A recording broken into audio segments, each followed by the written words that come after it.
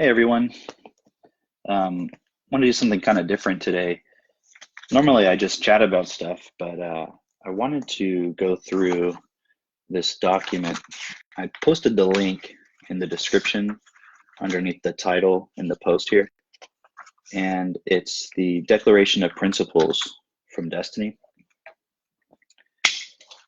I had a clubhouse meeting at my house yesterday, and we went through some of these, or actually we went through all of them. So I'm going to go through these and read them, and then when it's appropriate, I'll give some of my perspective on it, but I'll make it clear when I'm reading versus just giving my perspective. So I'm just going to go through them because I know a lot of times I post links and stuff and people don't necessarily read it, but these are really cool to read. Right? So I have them printed out here, right? There's only 13 principles. And again, you can find them on that link on the website there. But I'm going to read through them. They have the principle name, and then it has the description of the principle. And again, this is from the Desteni website. So this is not me writing this, I'm just reading it, but I'll give my perspective on some of them. Okay, so I'm just gonna go ahead and read through them. I think this will be kind of fun. So the first principle is the principle of what is best for all. It says, guiding myself in thought, word, and deed, to always, in always, direct all things to be the best possible outcome for all, taking into consideration the effects of my thoughts, words, and deeds on the world around me, people, plants, animals, environment, and ensuring that the thoughts, words, and deeds I am living honor the best potential of myself and all life on earth to the best of my ability, standing unconditionally in the shoes of all people and all things, and being able to, at the end of the day, say that I have fully considered all within the context of creating the best possible outcome for everyone and everything, that I have honored and considered them in the way that I would like to be honored and considered. So that's the first principle, the principle of what's best for all. I mean, when you hear that, it's like, who could disagree with that? How could you possibly disagree with that? I think perhaps the only point that might come up for somebody, realistically is, maybe the point that you can't figure out what's best for all. But if you can't figure out what's best for all, that's kind of fucked. Like, you're kind of fucked, because that means you can't figure out what's best for you, because there's no such thing as best for you, but not best for everybody, because we're all in the same reality and world together.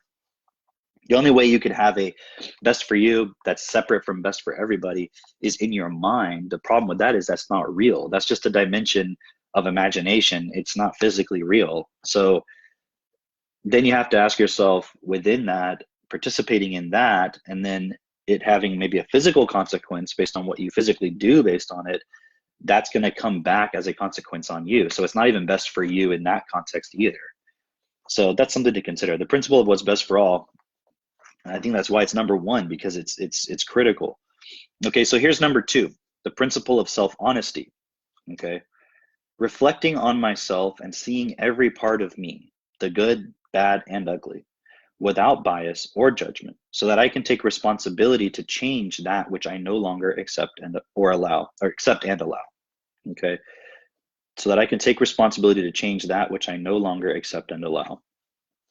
So this is a key point, because if we are not honest with ourselves, in other words, if you see something that is having an effect that's not best, but then you're not honest about it and you suppress it or you ignore it, it's going to create a consequence, right? So self-honesty isn't about,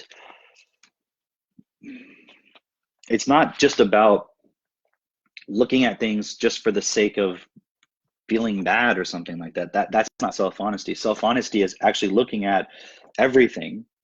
And also part of that is, what are you doing or how are you living in ways that are best? Recognizing that as well. It's not about just being negative, but the point is you want to look at everything and see, how does it actually have an effect on yourself and the world, self-honestly, not trying to cover it up, not trying to make it better or worse than it actually is, but actually seeing the reality of it. Because Anyone, I'm sure, if you were self-honest, would agree that the world is not best for everybody, right? It's not really best for anyone, but at the same time, there are many people who, while they're here on this earth, in their experience on earth, have lives that are just far beyond what most people experience, whereas most people experience just constant daily struggle and torment and suffering and unhappiness and so forth, right? So that's a self-honest point, is admitting that. And then admitting the point that, you know, when we say, like, when someone says, well, that's just their choice, like they're creating that, that's not a self-honest statement, because in fact we're all creating this world together, because of the systems that we participate in, right? So that would be another point of self-honesty. So you have to really keep every point or belief or opinion that comes up as a way to cover up the reality of something, to basically avoid taking responsibility for it, right? That's when the self-honesty has to come in. And so you can remove all those layers, so you can actually find out, where are you able to take responsibility, right? But you can't do that unless you're self-honest about how things really are. So that's number 2, the principle of self-honesty. Okay, so number 3, the principle of self-perfection through self-creation. Self-perfection is the process of reflecting on and investigating myself through writing, releasing myself from the past through self-forgiveness, and changing myself through self-application and living change. These tools allow me to develop a deep intimacy with myself, enabling me to see the workings of who I am, how I came to be this way, and how to create myself into the best possible expression of myself that I can be. From my perspective, that speaks for itself, but you can see how the principle of what's best for all, the principle of self-honesty, those 2 points have to be held within yourself as you consider the point of perfecting yourself and creating yourself. Because if you're trying to do that within the context that's not what's best for all, and you're not being self-honest, then what you're going to create is not going to be real, it's not going to last, it's not actually going to be best. So it has to be done within the context of the first 2 principles. So all of these kind of work together, but the way they're written out and structured is very specific. Number 4 is the principle of investigate all things and keep what is good. I unconditionally investigate, consider, and introspect all aspects, expressions, perspectives, and avenues of life, and assess what can practically be applied within the principle of what is best for all. Speaks for itself. 5, the principle of self-responsibility. Living and applying my ability to respond within the realization that I alone am responsible for what I accept and allow inside myself, my relationships, and outside my world. Only I have the power and ability to change that which is compromising who I am, what I live, and how this affects others, right? The principle of self-responsibility, right? So we're always bringing it back to ourself. Okay.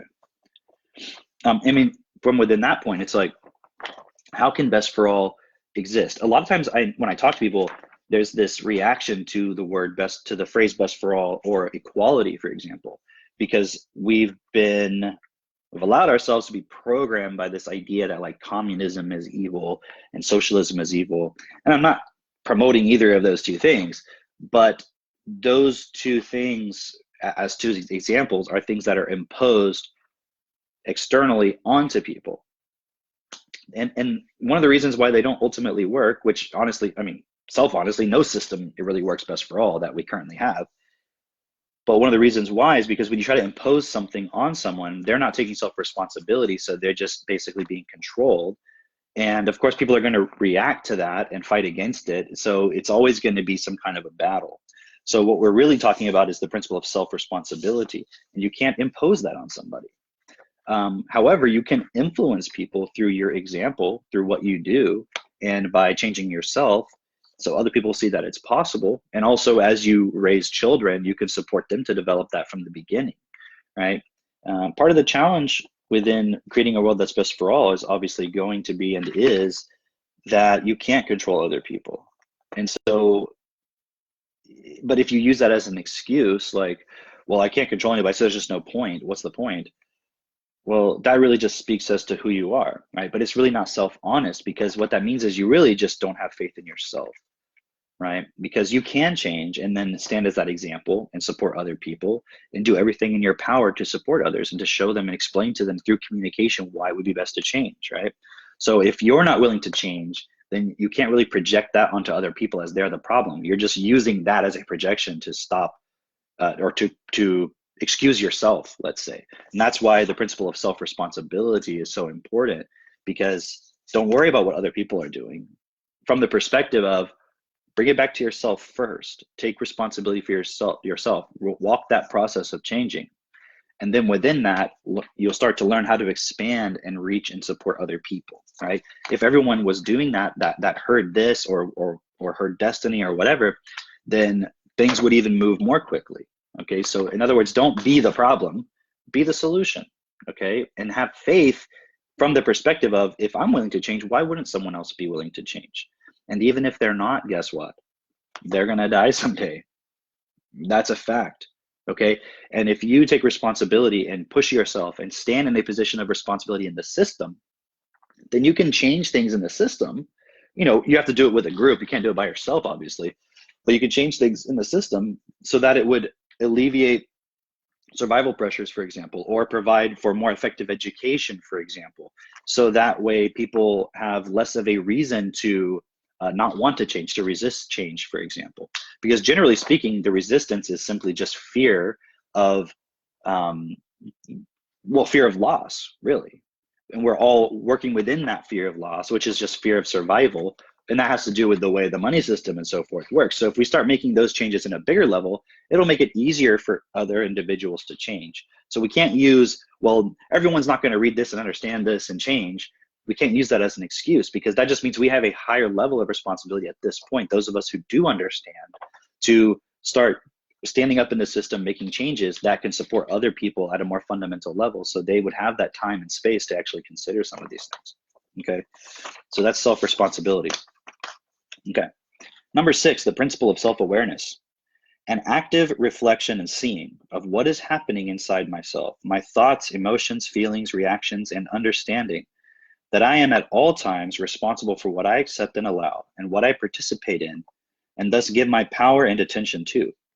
To realize that my words become deeds, and thus the words I allow within become the actions and consequences I create without.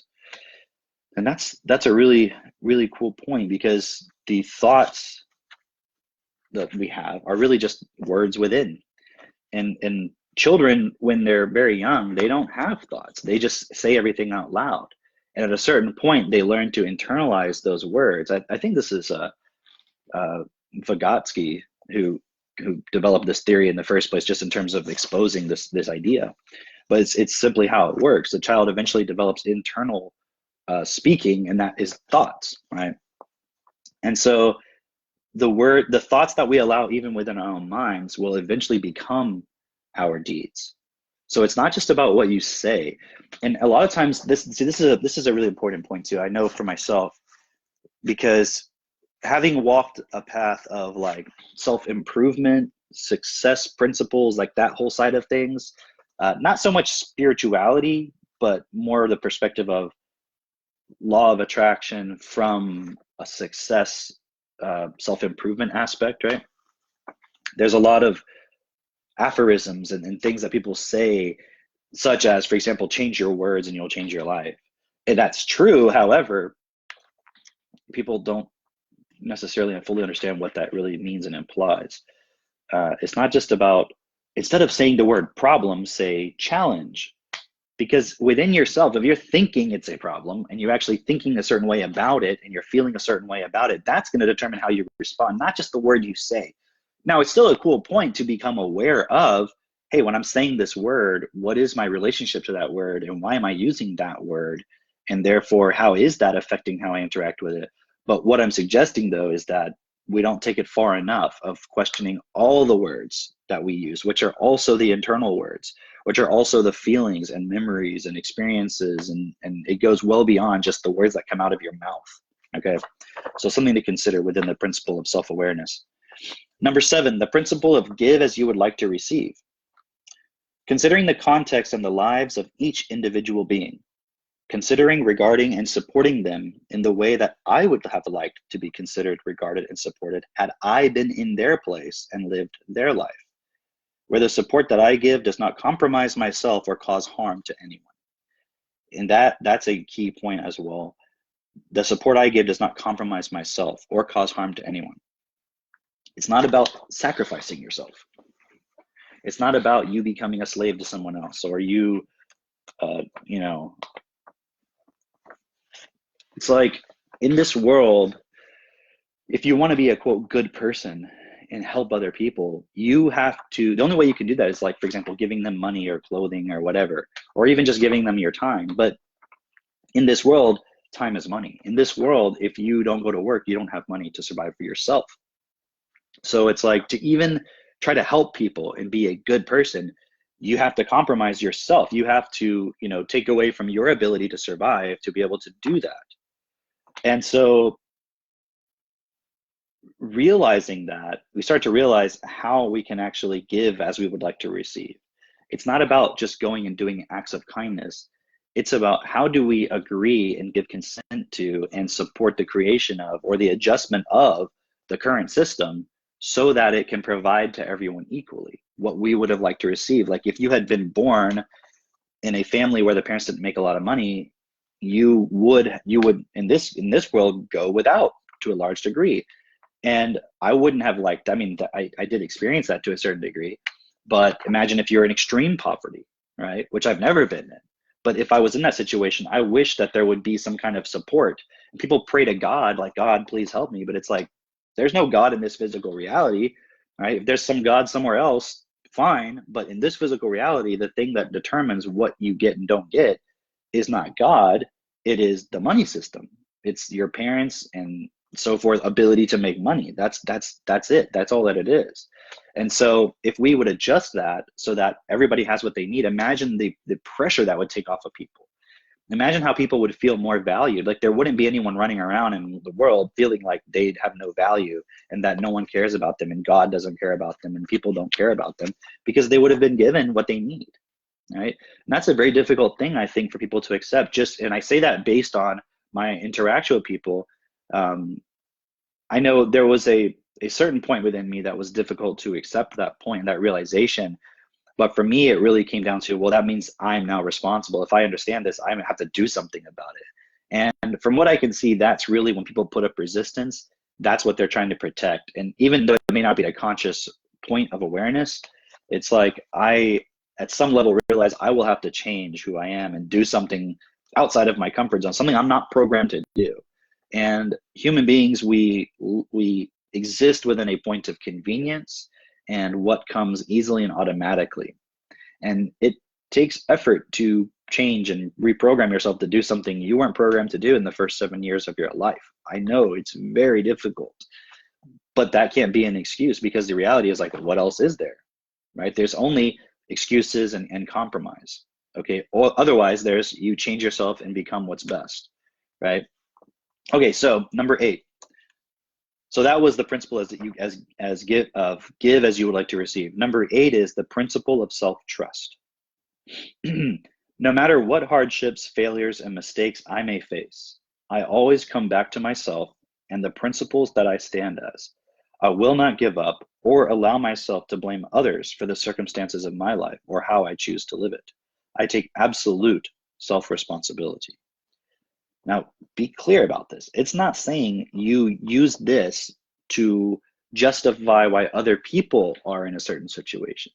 It's about not blaming others for your situation, right? Because at the end of the day, it's about self-responsibility, okay? If there's someone in a situation where they're in a situation physically in this world that they cannot do anything about, there is something they can take responsibility for, right? But most likely it's not going to be that point, right? So again, you have to be clear about this point. It's about myself. It's not about what another person is doing. It's about myself, right? No matter what hardships, failures, and mistakes I may face, I always come back to myself and the principles that I stand at. I will not give up or allow myself to blame others for the circumstances of my life or how I choose to live it. I take absolute self-responsibility. And within the context of that statement, the principle of self-trust, a huge point for me that was very supportive was when Bernard Pullman, when he said to me, when he suggested to me to look back at all of the quote negative things that happened in my life and look for the gift within them. Okay. And that was a really cool point for me, to really actually look back and see, okay, who was I within that point that didn't see the value in what happened, and how I can use and reframe it essentially to figure out where I wasn't taking responsibility. So now it's that whatever that failure or that experience was that has become a weakness within me, or has led to the development of a weakness, I can now use it to support myself to develop that into a strength. So it's a cool point. Number 9, the principle of making love real. Nurturing and honoring the utmost potential in every individual, including myself, wherein love is not a feeling or emotions, but an action that is lived by doing whatever is necessary to support, without compromising myself or the other, without fear of losing the relationship or the feelings associated to love, and without accepting or allowing less than my own or my partner's utmost potential. This is a huge one. I mean, they're all huge. They're all fundamental, right? But it's like they kind of build on each other from a certain perspective. I'm going to read that one again, because this one, I think I could see from my perspective and from just interacting with other people, that this would be a very challenging point, especially because the word love is so tainted within how we understand it, and it's such a prominent, prevalent word in our world, love. And we use it all the time. And you even have people, very prominent people and movements built on the idea that love is the answer, right? But how you define love will determine whether it's actually the answer or not. So this is very important to consider, because I wouldn't disagree that love isn't the answer. It's just, what do you mean by love? If love is just how you feel, then it's not the answer, because how you feel isn't going to change whether a child in another country is getting food or not, because that's determined by essentially a monetary exchange rate that you would probably be benefiting from. Gavin said love is justification of self-hatred. That is a very profound statement, right? I would agree with that, right? Because how can you live in a world where other people are going without, and you're benefiting from that system? So you're getting, they're not. And then you're saying that, oh, well, as long as I feel love in my heart and I feel good, and everyone just felt good, then that would suddenly magically be fixed. But it's not true, because you can convince your body, you can control your body to produce feelings artificially. I mean, all feelings are artificial. In fact, they're just chemical responses in your body, right? And then you can argue with me, there's this real force of love, etc. But if that were real, there would be no problems. And it's not because people don't want to accept love. Everybody wants to feel good, no matter who you are. So within this, you have to be, again, self-honest. You have to really look at what's going on in this world, the systems that are creating a situation where people are not getting what they need, because then their body's not even gonna be able to produce that feeling anyways. So I'm gonna read it one more time. Nurturing and honoring the utmost potential in every individual, including myself, wherein love is not a feeling or emotions, but an action that is lived by doing whatever is necessary to support, without compromising myself or the other, without fear of losing the relationship or the feelings associated to love, and without accepting or allowing less than my own or my partner's utmost potential. Number 10 is honoring life in all forms. Excuse me. Honoring life in all forms. I expand my awareness and responsibility to consider and create the best possible life for everyone and everything, from the large to the small. Number 11, the principle of relationships as agreements. Individuals coming together to support the manifestation of the best possible versions of ourselves and each other, nurturing each other's potential and supporting one another to transform weaknesses into strengths, creating a safe space for the healthy expression of intimacy and sexuality, And this is an interesting one too, because the idea of transforming weaknesses into strengths, most relationships are like, I will not challenge your weaknesses, you don't challenge mine, and we're just in this to get a feeling for ourselves, which is the whole point about making the principle of making love real, like the reverse of that. It's like you're just in it to get something out of it for yourself, and you're not really there honoring the other person, supporting their utmost potential, and you're not supporting them to transform their weaknesses into strengths. And I remember that was another thing that Bernard said to me, Katie and I very directly, and not that he's not said it elsewhere, but it was just, sometimes those things that he would have said to us in person directly, it really, like sunk in. And one of them was the point about, making each other's weaknesses into strengths, right? And it's funny, there was a process that I had to go through to realize what that meant, even though it's, from my perspective now, quite obvious. But it's not about accepting and allowing a weakness. But again, this comes back to the principle of self-trust, where, the principle of self-honesty or self-responsibility, right? And self-trust, where it's like, you're not trying to control another person.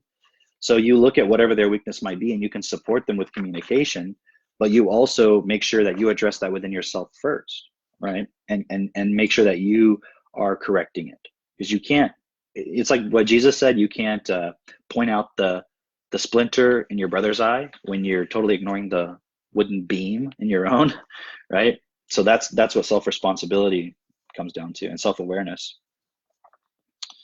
Okay, so that's relationships and agreements. Number 12, the principle of visibly living the principles.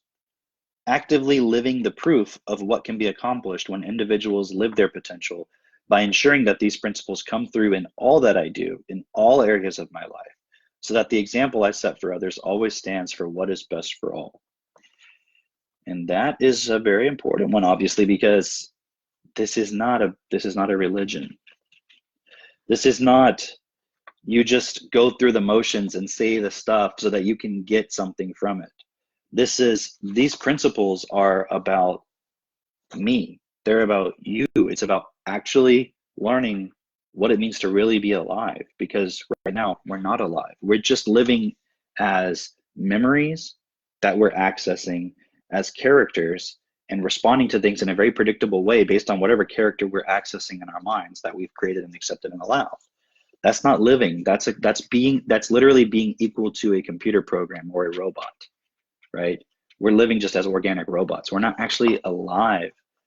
And what does that mean? That the fact that anyone would even have the question of what does it mean to be alive would show the problem itself, right? Like I was posting something the other day. It says, it's funny to me that we would ask, what's the purpose of life? When the truth is life itself is the purpose. And we've separated ourselves so much from life and being alive and living that we're like here in a physical living body, in a physical living reality, going, I wonder what the purpose to life is. And we're just looking for some experience that's actually, we're just looking for this utmost like orgasmic happiness, bliss experience, which is like just an experience instead of missing the whole point of reality here. And what bliss could be living physically here, exploring physical reality in its true nature, which we really don't even know because we're so separated from it, but really being here without any fear, just totally open with nothing to hide. That would be bliss. But we can't do that if we have a system that's constantly saying, no, you need to have secrets because you need to compete with your brother and your sister to make sure that you get resources before they get it. Do you see the problem? The system that we're accepting and allowing is coming back to haunt us, right? And that's why these things are so important, because unless we really understand these and take these into consideration and make them a part of who we are, we're not going to be able to make this world best for all, because it's each of us that's not best for all that's causing the problem because of what we're accepting and allowing. It's not the system that's the problem. Remember?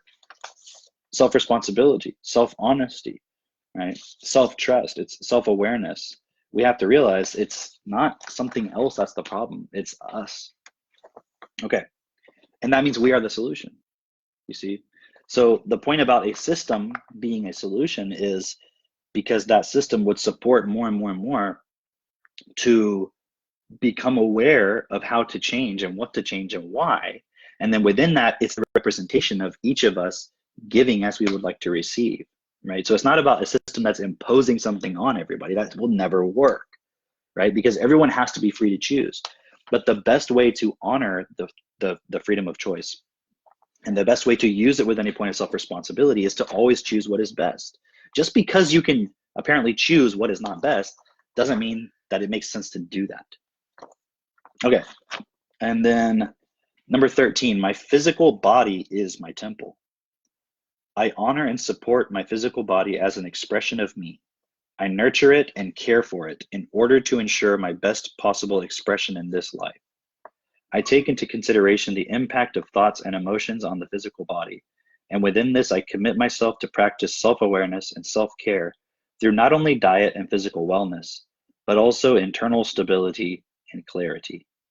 And this has been a huge one for me to really look at, because it's like I have had this tendency in my life to judge my physical body, my appearance, like physical symptoms, things like that, like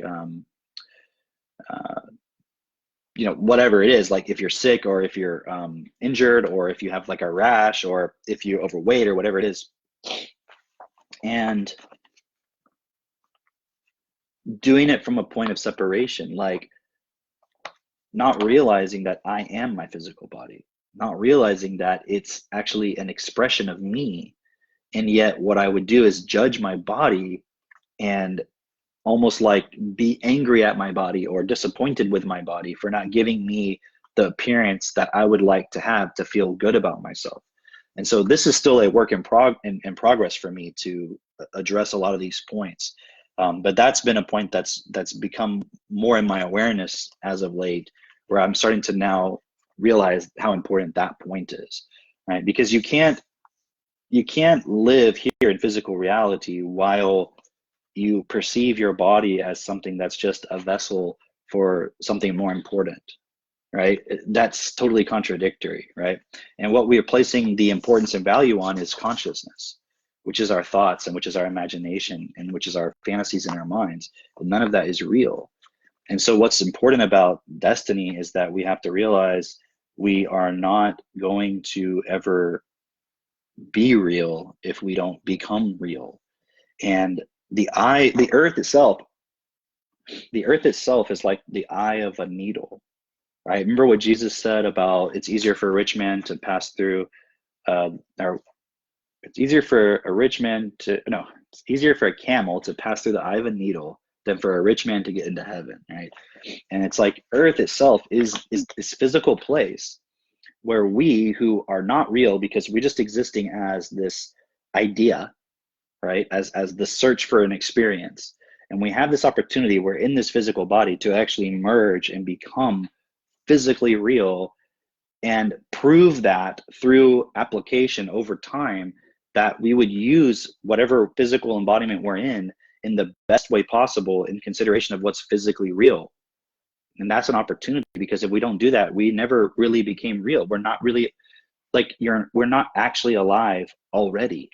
And that's the thing that we've taken for granted, is we assumed that we're just alive because we're here. And it's like, no, the physical reality is alive, but you're here as an opportunity to see that you can become real but you don't just get to be alive for no reason. Like if I am just going to abuse what's physically here, then why would I deserve to continue being here? That's not okay. That's not best. Right. So this is really an opportunity for ourselves. This is what I wrote my blog on today. I think I called it The Opportunity of a Lifetime. It's posted on my timeline. Okay, so that's pretty cool. I'm just looking at the time here.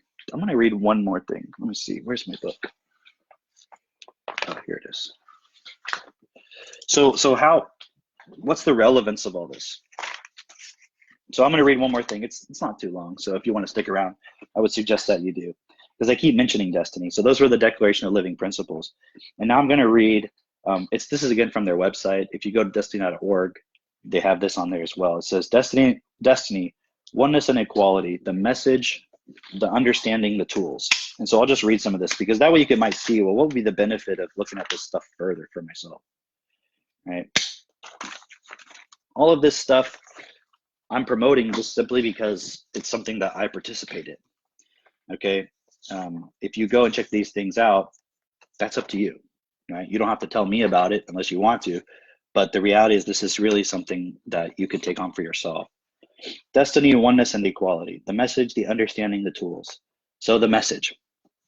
Destiny is the message of oneness and equality. You may ask yourself, what is oneness and equality? What does that actually mean? Oneness, from a literal perspective, is the understanding that we all come from the same substance, matter, the substance of the earth.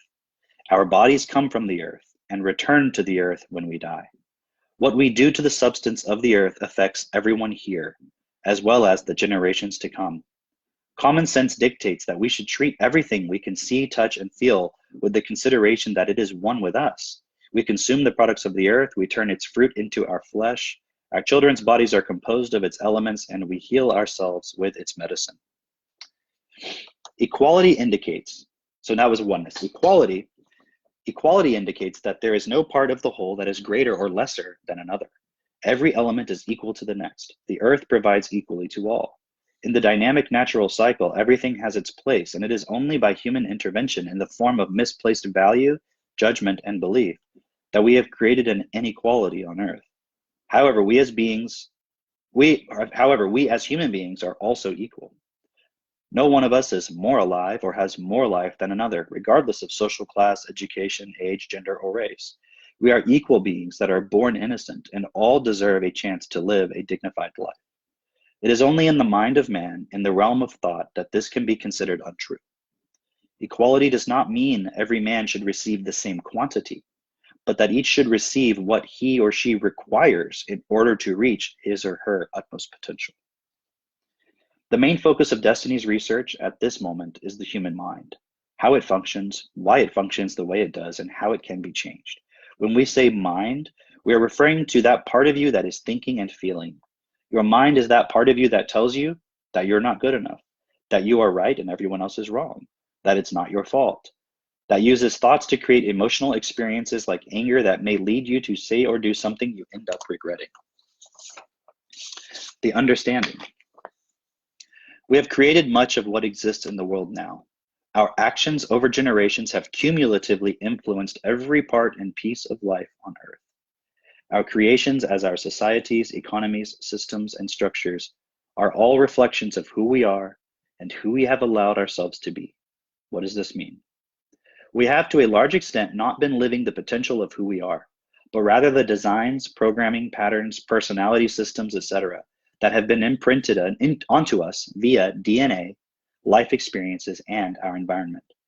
Essentially, we are simultaneously the products of our environment and the creators thereof. We have, through our tacit acceptance, become that which was imprinted onto us.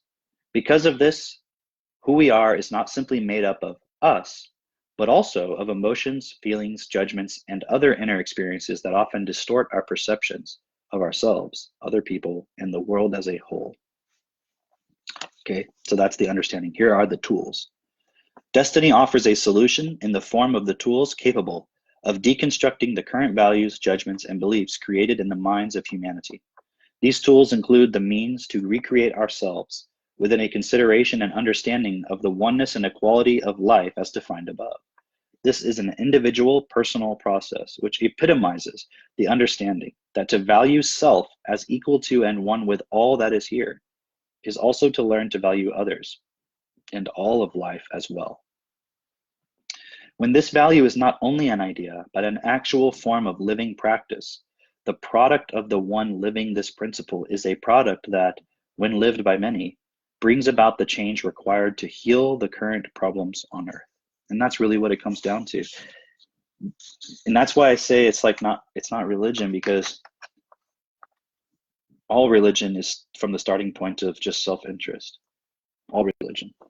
Even the ones that give lip service to equality.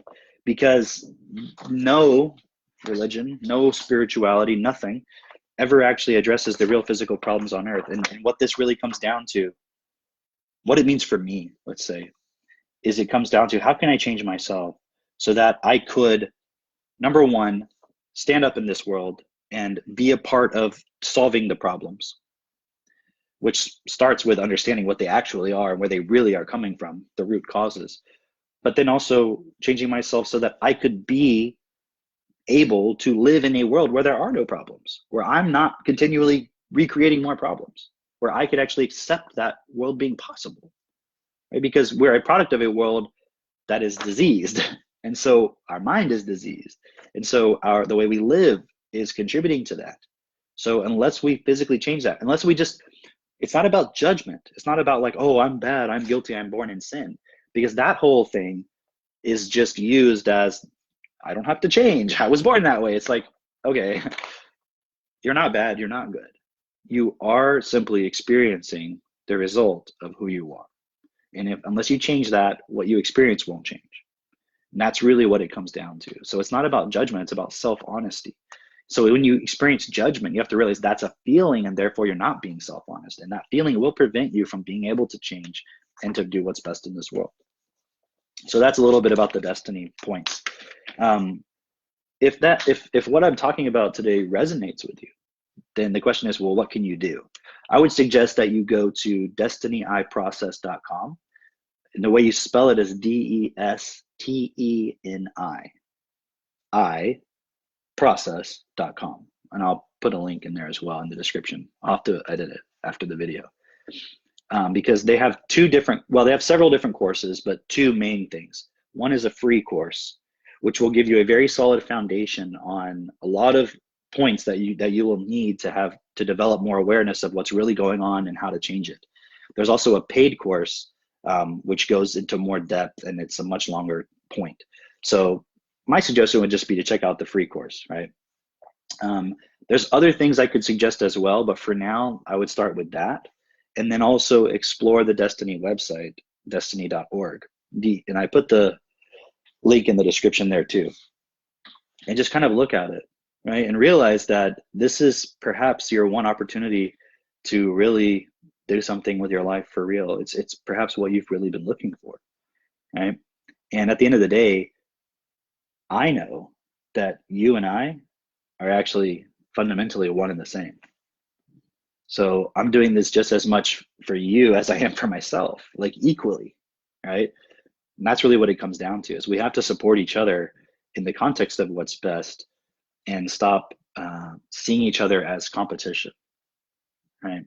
Because the only way, and this is what, if you want to use the word attracted me, it's not really attracted. It's like when I was searching for answers to life, of my experience, why I wasn't happy. I was like, why am I not happy? Why am I not happy? Why am I not happy? Looking for the answers. And I studied everything I could get my hands on, from Zen Buddhism to astral traveling and everything, right? And yet everything I studied always left me still asking the question of like, number one, even the people who were teaching this stuff didn't seem like they really had it. And it still didn't sit right with me. Like there's still something not right. And when I watched the very first video from Desteni back in 2008, I think in like the summer of 2008, I realized from that first video, I said, oh, I'm not happy because nobody's happy, because this world is designed in a way that's causing us all to be unhappy. And unless it changes, we'll never be happy, and we're the ones creating it. So I have to change. Oh, I have to change and support what's best for all. Otherwise, there's no possibility of happiness. And it's not about trying to become happy. It's just, it solved that problem in my mind of like, why am I not happy? Now I realize, oh, there's a much bigger problem going on than just I'm not happy. And there's a much bigger problem for me and for each of us individually than I'm not happy. And even the pursuit of happiness itself is part of the problem. Okay, that'll make more sense as you discover more, and probably if you've watched some of my other videos, it makes sense, and I'll talk more about it. But at the end of the day, I'm making these videos as a way of me expressing what I understand and showing an example of somebody who's learning these things and in the process of changing and applying themselves and all of that. It's not necessarily for me to teach you the information, because at the end of the day, the information has already been laid out in perfect detail by someone who's already mastered it. Okay. And it's being walked in detail, and that'll make more sense as you look at it. But the reason why I'm sharing these things is, one, it's for like my own practice and experience of explaining and reinforcing it to myself, like understanding it more. But also I enjoy doing it. Like, I enjoy talking about these things. And if it supports even one person to go and look further, or supports you in your process, if you're already doing it, to go further, then that's pretty cool from my perspective. Okay. So that would be a reason for you to also share at some point as well. So I enjoy doing it, but also I know I have a responsibility to show, like, hey, look, I'm doing this and it's okay and it's cool, and it will benefit you as well. Okay. It'll benefit me if you do it. And trust me, it benefits you if I do it. Right. That's the whole point. Okay. So check it out. And if you have any comments or questions, just leave them in the description and I'll do my best to point you to an answer. Okay. All right. Talk later, everybody. See ya.